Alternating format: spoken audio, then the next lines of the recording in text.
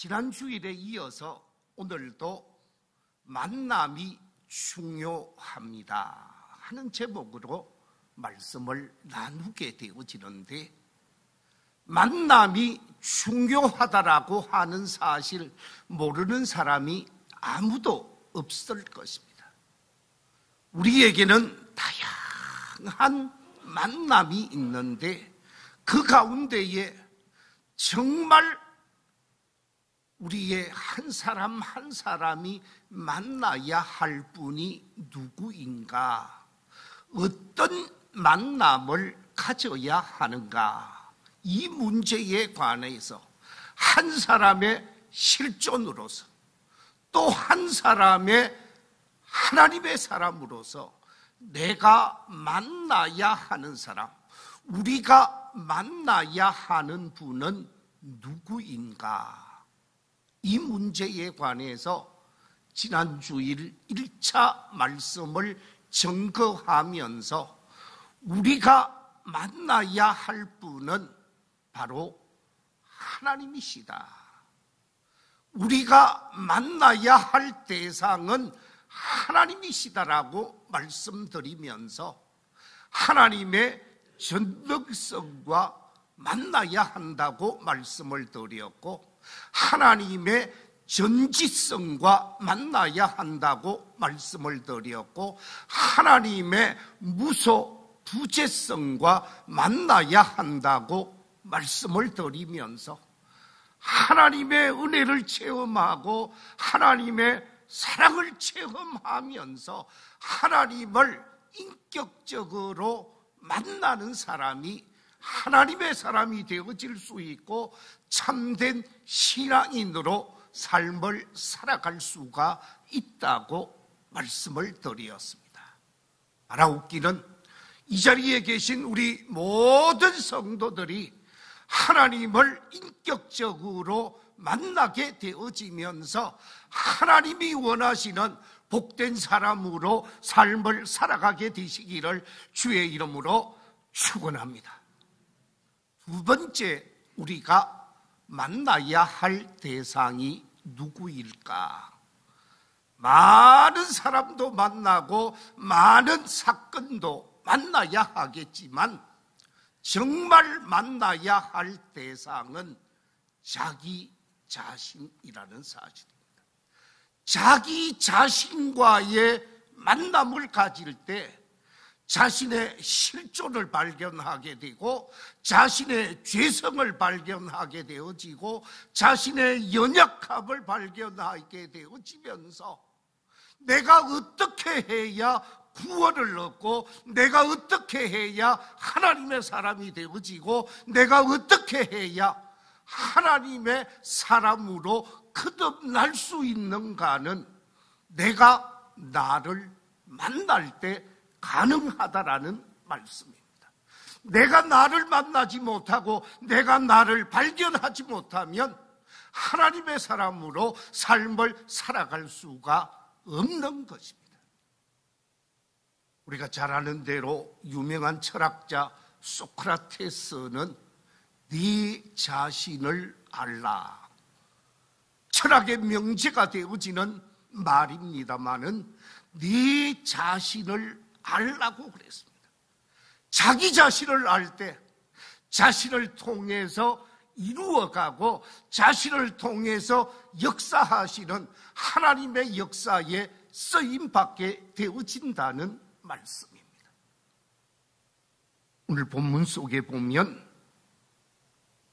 하나님을 만나게 되어지고 예수 그리스도를 만나게 되어지면서 나다나엘이 뭐라고 고백을 하게 되어집니까? 오늘 본문 속에서 예수님을 향하여 나다나엘이 고백을 합니다. 당신은 우리의 왕이십니다. 당신은 우리의 주가 되십니다. 예수님을 만나고 예수님 앞에서 자신의 죄성이 드러나게 되어질 때 그 사람은 주님 앞에 바른 신앙 고백을 하게 되어지면서 자기를 만나게 되어진다라는 말씀입니다. 누가복음 5장에 보면 시몬 베드로가 하루 저녁 내 갈릴리 바다에서 그물을 던지고 그물을 던져서 고기를 잡고자 했지만 단 한 마리도 잡지 못했다고 그랬습니다.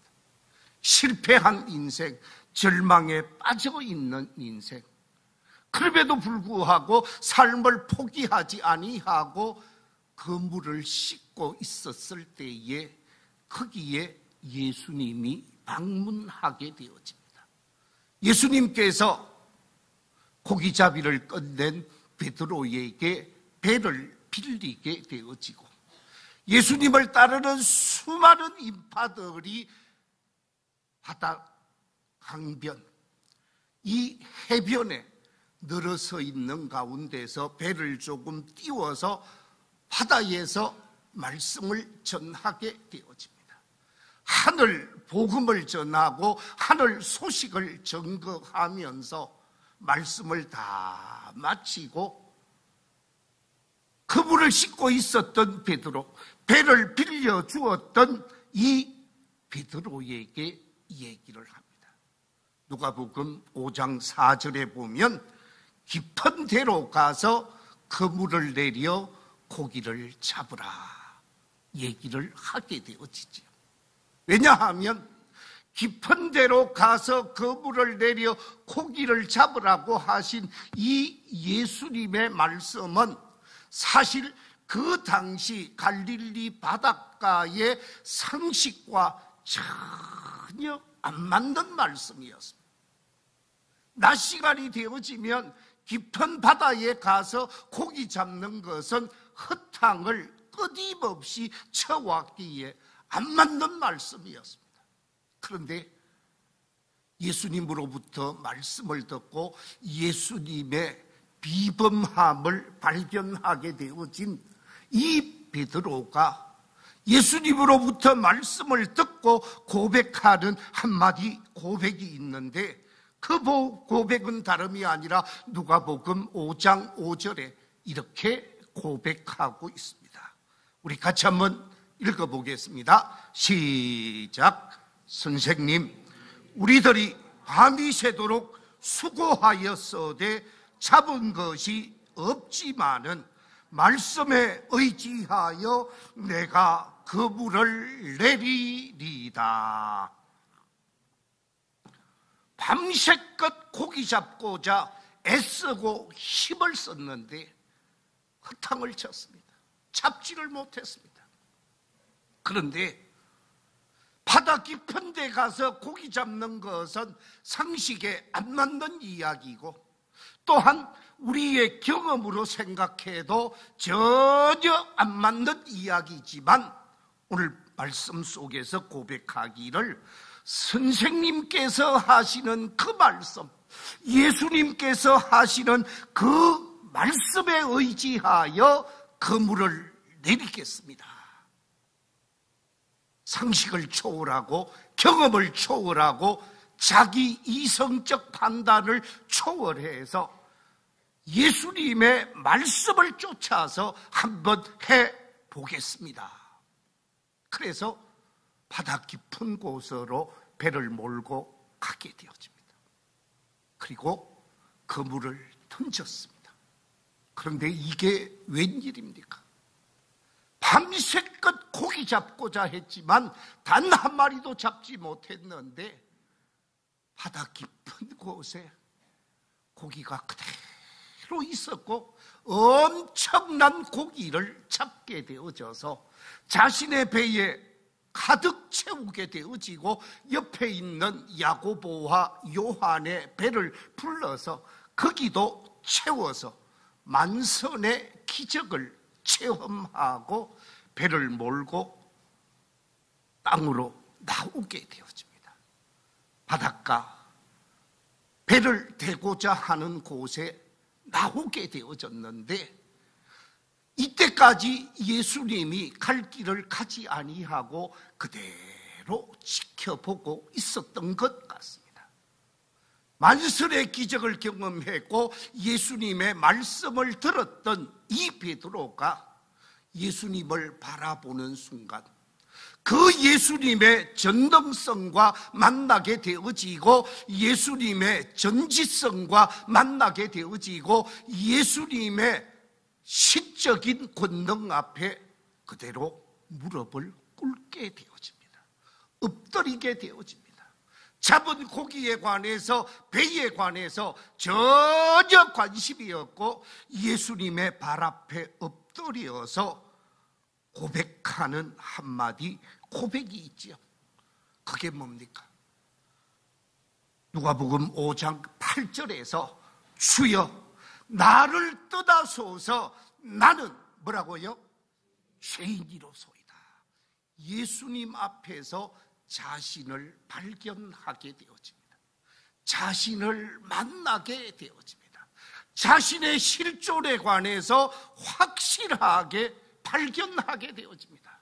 내가 사람 앞에서 전혀 부끄럽지 아니하고 당당하게 업으로서 삶을 살아왔는데 예수님의 신적인 권능, 예수님의 전능성 앞에 엎드려서 고백하기를 나를 떠나주십시오. 나는 죄인입니다 라고 얘기하면서 자신의 죄인됨을 발견하게 되어집니다. 자신의 부족을 발견하고 자신의 연약을 발견하면서 자신의 죄성을 깨닫게 되어졌다는 말씀이죠. 그래서 예수님의 발 앞에 엎드려서 예수님의 발 앞에 엎드리게 되어지면서 예수님을 만나게 되어졌고 자신을 만나게 되어지는 이 베드로가 예수님 앞에서 철저하게 자신의 연약함을 깨닫고 예수님의 제자로 거듭나게 되어지고 예수님의 사람으로 새로워져서 새로운 인생을 살아가게 되어지는 것을 보게 되어집니다. 그렇습니다. 신적인 권능 앞에 엎드리며 자신을 발견한 베드로였기에 베드로는 어부 베드로의 삶을 사는 것이 아니라 제자 베드로로서 새로운 인생을 살게 되어졌다는 말씀입니다. 또 한 사람 이사야를 한번 생각해 보십시오. 이사야는 우시야의 가족이었습니다. 우시야 왕이 52년 동안 왕위에 있었는데 자신이 믿고 자신이 의지하고 자신이 사랑했던 우시야가 세상을 떠나게 되어집니다. 믿었던 왕, 믿었던 형제, 믿었던 혈족이 세상을 떠나게 되어지면서 경상도 말로 낙동강 오리알이 되는 그런 신세가 되어진 거예요. 이런 상황 속에서 여호와의 성전을 찾게 되어지고 여호와의 성전을 찾아서 자신의 문제를 가지고 고민하게 되어지는데 환상이 열려지게 되어집니다. 하늘이 열려지고 환상을 보게 되어지는데 하나님의 나라, 하나님이 계시는 하늘 나라에 대한 환상을 보게 되어집니다. 하나님을 보게 되어진 이 이사야가 스스로가 고백하는 놀라운 고백이 이사야 6장 5절에 이렇게 기록하고 있습니다. 화로다 나여 망하게 되었도다. 나는 입술이 부정한 사람이요 나는 입술이 부정한 백성 중에 거주하면서 만군의 여호와이신 왕을 배웠음이로다. 절대자 하나님 앞에 자신이 죄인이고 자신이 연약한 존재고 자신이 부족한 존재고 자신이 어리석은 존재임을 발견하게 되어진 이사야, 왕을 잃어버리면서 하나님을 만나게 되어지고 그 하나님 앞에 자신이 납작 엎드려서 나는 부정한 사람입니다. 나는 연약한 사람입니다. 나는 더러운 사람입니다. 자신을 발견하게 되어집니다. 자신을 발견하게 되어지고 그 자리에서 철저하게 엎드려서 하나님의 긍휼과 자비를 구하게 되어지는데 하나님께서 숯불을 가져다가 그의 입술에 대면서 그의 모든 죄와 허물을 용서하시면서 새로운 존재로 거듭나게 하셨고, 그래서 구약 성경에서 위대한 선지자로, 대선지자로 사명을 감당하게 되어지신 분이 바로 이사야입니다. 자신을 발견함으로 선지자로서 새 출발을 하게 되어진 것이죠. 그렇습니다. 자신을 발견한 사람만이 새 출발을 할 수 있습니다. 우리가 잘 알고 있는 바리새인 중에 바리새인이요, 이스라엘 모든 예루살렘 시민 속에서 율법을 가르쳤던 청년 사울, 가발리엘 문화에서 공부를 하고 엘리트로 최고의 학벌을 자랑했던 사울, 이 사울이 예수님을 만나게 되어지죠. 다메섹 도상에서 부활하신 예수님을 만나게 되어지고 예수님 앞에 완전히 거꾸러지게 되어집니다. 예수님 앞에 거꾸러지는 것으로 끝나지 아니하고 예수님이 사용하시는 종 아나니아를 보내셔서 그에게 안수하고 그를 다시 일으켜서 보이지 않는 눈을 밝게 하시고 새 사람으로 거듭나게 되어지죠. 그래서 아라비아 사막으로 가게 되어지고 3년 동안 철저하게 회개하고 자복하게 되어지고 새 사람이 되어지면서 위대한 이방인의 사도로서의 새 출발을 하게 되어집니다. 예수님을 만났고 예수님을 통해서 자신을 발견했던 사울이 변하여 바울이 되어졌고, 바울이 놀라운 기독교 역사 속에서 가장 대단한 사도로서의 사역을 감당하게 되어집니다. 그렇습니다. 하나님을 만나는 사람, 또한 하나님을 통해서 자신을 만나는 사람이 변화되어지고 새롭게 되어진다는 말씀입니다. 우리가 잘 알고 있는 시편의 말씀, 시편 103편 1절 이하 4절에 보면 시인은 하나님을 만나고 자신을 발견한 위대한 신앙 고백이 이렇게 기록되어져 있습니다. 내 영혼아 여호와를 송축하라. 내 속에 있는 것들아 다 그의 거룩한 이름을 송축하라. 내 영혼아 여호와를 송축하며 그의 모든 은택을 잊지 말지어다. 그가 네 모든 죄악을 사하시며 네 모든 병을 고치시며 네 생명을 파멸해서 속량하시고 인자와 긍휼로 관을 씌우시며 좋은 것으로 네 소원을 만족하게 하사 네 청춘을 독수리같이 새롭게 하시는도다. 하나님을 만나고 하나님께로부터 은혜를 입어서 죄사함 받고 거듭나게 되어지면서 인자와 긍휼로 관을 씌우신 하나님의 은혜를 고백하고 있습니다. 바라옵기는 이 자리에 계신 우리 모든 성도들이 하나님을 만나고 자신을 만나면서 하나님이 씌워주신 인자와 긍휼이 차고 넘치면서 하나님을 향하여 찬양하고 하나님께 영광을 돌리는 복된 성도들이 다 되시기를 주의 이름으로 축원합니다. 이사야 1장 18절에서는 이렇게 말씀하고 있습니다. 오라 우리가 서로 변론하자. 너희의 죄가 주홍 같을지라도 눈과 같이 희어질 것이요 진홍같이 붉을지라도 양털같이 희게 되리라. 하나님을 만나고 하나님 앞에 엎드리는 사람은 하나님께서 흰 눈처럼 양털처럼 죄와 허물을 다 용서하시고 깨끗게 하시며 은혜 베푸시는 하나님이신 줄로 믿습니다. 로마서 8장 1절 2절에서는 이렇게 말씀하고 있습니다. 그러므로 이제 그리스도 예수 안에 있는 자에게는 결코 정죄함이 없나니 이는 그리스도 예수 안에 있는 생명의 성령의 법이 죄와 사망의 법에서 너를 뭐 했다고요? 해방하였음이라. 죄와 사망의 법에서 해방되어지고 새로운 존재, 하나님의 사람, 하나님의 사명자로 삶을 살아가게 되어지는 것이죠. 그래서 위대한 종교개혁자 마르틴 루터는 이렇게 말한 바가 있습니다. 한번 마틴 루터가 말한 말을 같이 한번 읽어보겠습니다. 시작.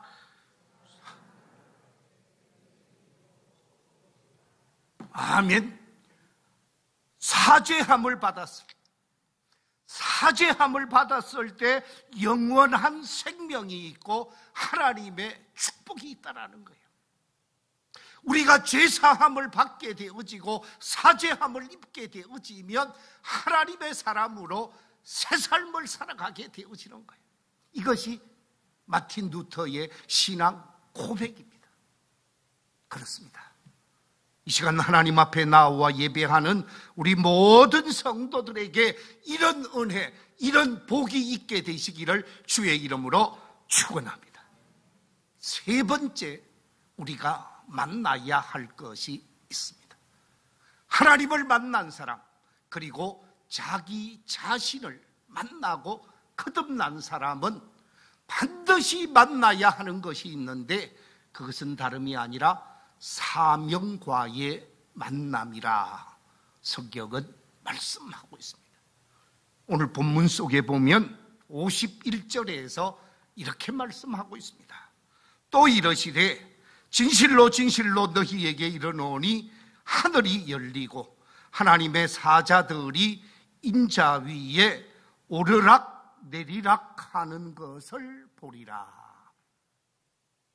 오늘 이 말씀 속에 보니까 하늘이 열리게 되어지고 하나님의 사자들이 인자 위에서 오고 가고 하는 모습을 보게 되어진다 하는 이 말씀은 좀 더 구체적으로 기록되어진 말씀이 창세기 28장에 기록되어진 말씀입니다. 형을 속이고 형이 받아야 할 모든 장자의 축복을 가로채고 형과 함께 집에 있을 수 없었던 이 야곱이 집을 떠나 자기 외삼촌 하란으로 외삼촌 집으로 도망을 가게 되어지죠.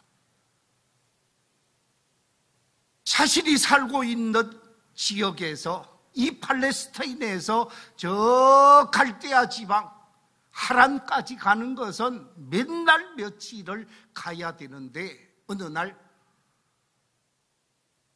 자신이 길을 걷다가 더 이상 어둠이 찾아오고 험한 산중이라 길을 갈 수 없는 상황이 되어집니다. 이렇게 해서 자신의 외갓집을 가다가 잠을 잘 수밖에 없는데 그 지역이 바로 루스라는 곳이었습니다. 이 루스에서 돌 하나를 베개 삼아서 잠을 자게 되어지는데 꿈에 놀라운 광경을 목격하게 되어집니다. 자신이 서 있고 자신이 잠자고 있는 거기서 하늘을 향하여 사닥다리가 쫙 뻗어 올라가는데 하늘 꼭대기까지 올라가는 거예요. 그리고 그 하늘 꼭대기에 보니까 천사가 오르락 내리락 하는 모습을 보게 되어집니다. 이 광경을 보고 놀랄 수밖에 없었습니다.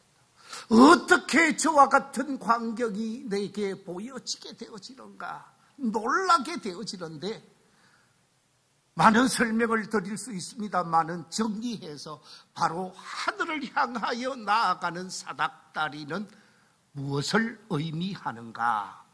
그 긴 사닥다리는 바로 예수 그리스도의 십자가를 나타내는 것입니다. 모든 인간이 하늘나라 하나님이 계시는 그곳으로 나아갈 수 있는 길은 오직 한 길, 십자가 구원의 길밖에 없음을 계시하는 말씀이죠.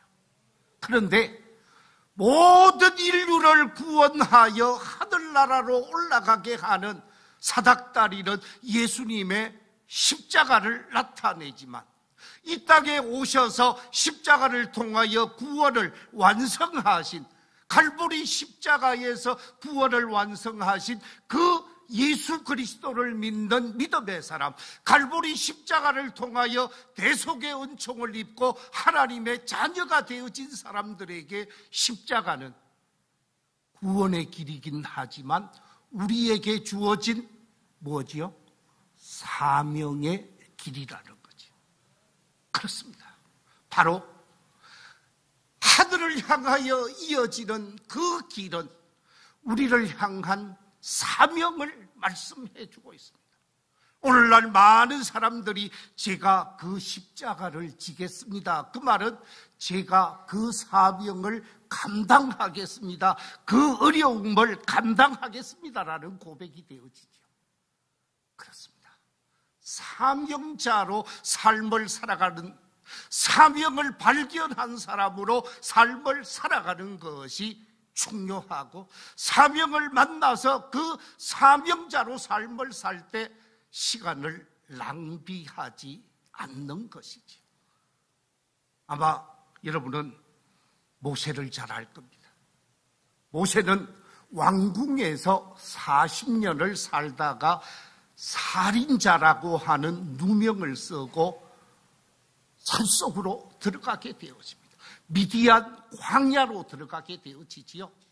그 미디안 광야에서 십보라라고 하는 여인을 만나서 거기서 가정을 이루면서 40년을 광야에서 살게 되어집니다. 나이 80이 되어졌을 때 목자의 길을 걷던 어느 날, 목자의 삶을 살던 어느 날, 호렙산에 떨기나무가 있었는데 그 떨기나무가 불타고 있었습니다. 그 사이 한 번도 보지 못한 놀라운 광경을 보게 되어졌는데, 그 떨기나무 속에서 하나님이 나타나게 되어지고, 하나님을 만난 모세가 자기를 발견하고 자신이 죄인임을 발견하며 자신이 신고 있었던 신발을 벗어버리고 죄사함을 받게 되어지면서 사명자로 일하게 되어지고, 사명자로 거듭나서 나이 80에 사명을 발견하고 이집트로 들어가게 되어져서 나이 80에 사명자의 길을 40년 걸어가다가 120세에 세상을 떠나게 되었습니다. 사명을 발견한 자로 생을 마감하게 되어지는 것이죠.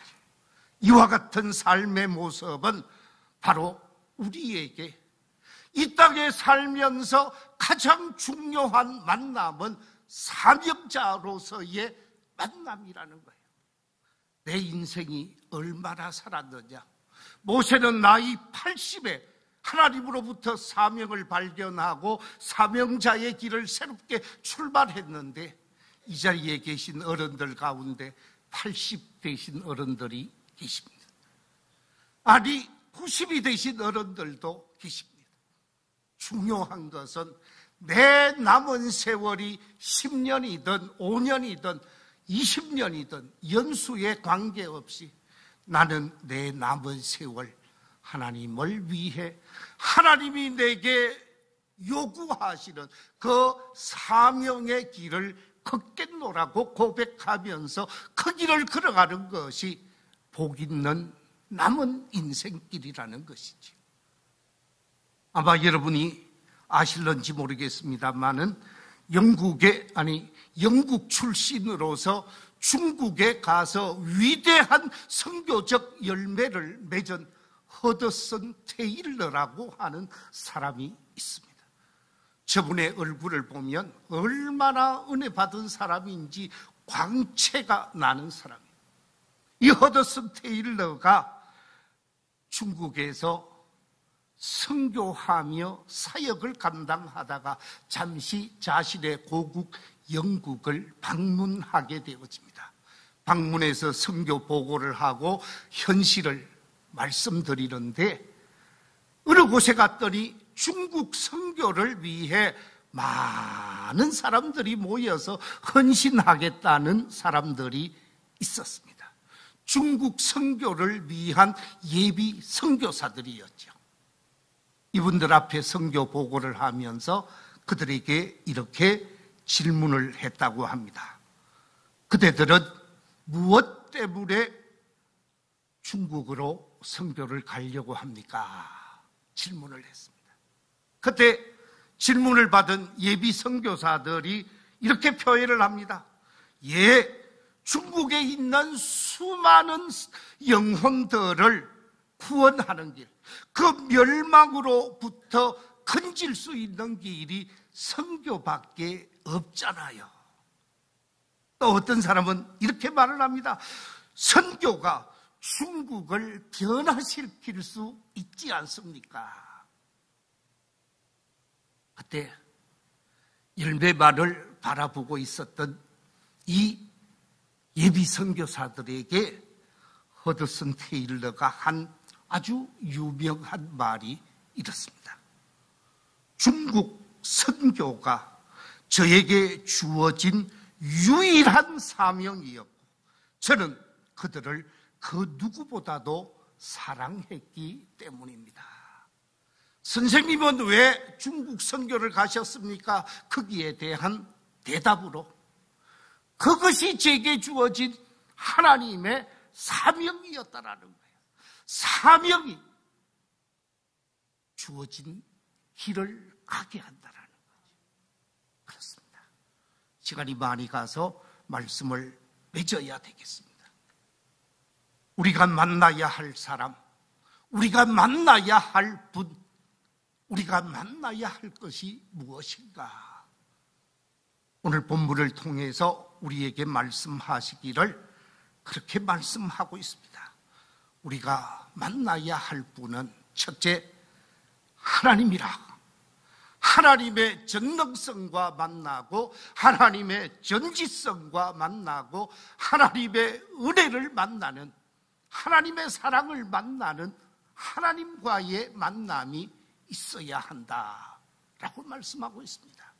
두 번째 만남은 하나님을 통해서 자기 자신을 만나고 자신의 죄성, 자신의 연약함, 자신의 나약함을 만나야 한다라고 말씀하고 있습니다. 그래서 그 죄성을 회개하고 제사함 받고 용서받는 주님을 만나야 하는 것이죠. 세 번째의 만남은 은혜 받은 자로 주님을 만난 자로서 자신을 만나고 자신의 사명을 만나게 되어지면 그 인생은 의미 있는 인생, 가치 있는 인생, 보람된 인생을 펼쳐가게 되어진다는 것이죠. 우리 모두에게 사순절을 살아가면서 이런 멋진 만남, 복된 만남을 통해서 하나님이 기뻐하는 삶을 펼쳐갈 수 있는 모든 성도들이 다 되시기를 주의 이름으로 축원합니다.